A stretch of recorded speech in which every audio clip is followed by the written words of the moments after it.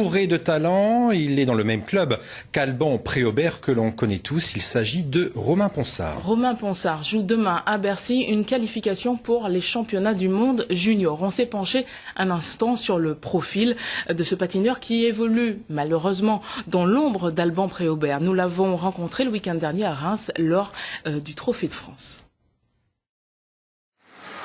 Au Trophée de France à Reims, Romain Ponsard est un peu comme chez lui. L'occasion de travailler sereinement ses prochaines échéances. Mais il n'est pas venu seul. Sa mère est là, dans les tribunes, fan de la première heure, son principal soutien depuis qu'il a 6 ans. Au départ, il s'entraînait comme ça le vendredi soir une fois par semaine. Et un jour, il y a eu un gala où il y avait entre autres Éric Millot. Et dès qu'il a vu les sauts, il m'a dit « je veux faire ça, maman ». Et donc depuis l'âge de 6 ans, il patine. Que de chemin parcouru en 11 ans. Romain a déjà 3 titres de champion de France en poche. Il est international junior. Cette année, il vise les mondiaux, mais doit pour cela se qualifier.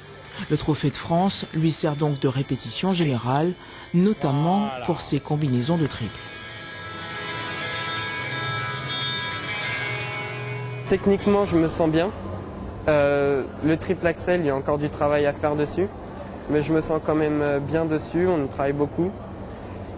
Physiquement, le long, il faudra encore l'améliorer parce que j'ai eu une blessure il n'y a pas longtemps et j'ai été malade. Donc il faut reprendre de la condition physique. C'est un gars très doué, mais c'est un doué travailleur et ça c'est bien, c'est rare.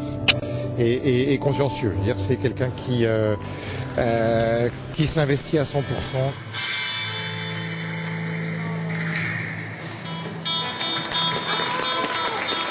Il a tout pour aller très loin. Il a de très bonnes qualités physiques. Il a au niveau musicalité, au niveau ce qu'on appelle les components sur les deuxièmes notes, dites artistiques, c'est très bien aussi, très belle ligne. Mais Romain a encore besoin de patiner, de forcer un peu plus son talent. On vient de voir l'espoir Romain Ponsard. Il en est un qui n'a plus rien à prouver. Il s'agit de Jean-Charles